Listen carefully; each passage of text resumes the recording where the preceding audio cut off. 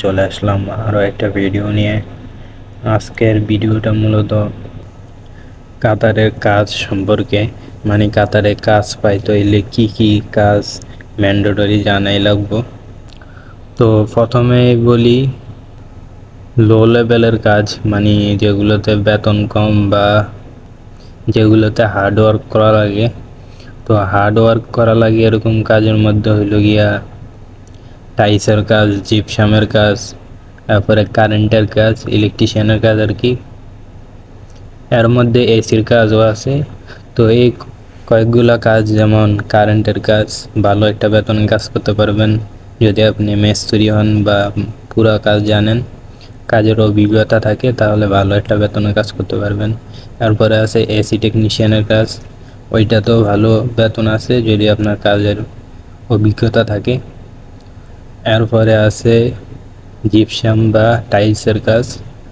Gypsum বা টাইলসের কাজ বা মেশনের কাজ, এগুলাতেও ভালো রকম ডিমান্ড আছে, আপনি অনায়াসে কাতারে কাজ পাওয়া যাবেন।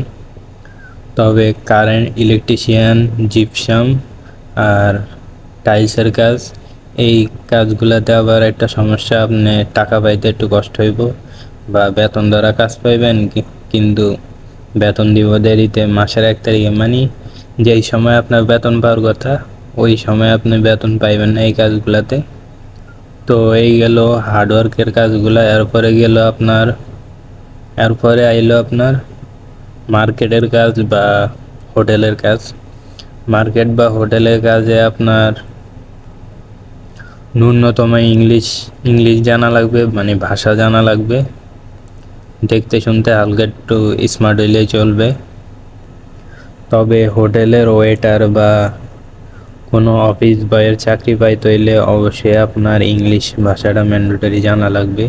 ইংলিশ ভাষা জানলে আপনার 80% কাজের দরজা খোলা, মানে আপনি যদি ইংলিশ ভালো করে জানেন তাহলে 80% কাজে আপনি ইন্টারভিউ দিয়ে টিকে যাবেন।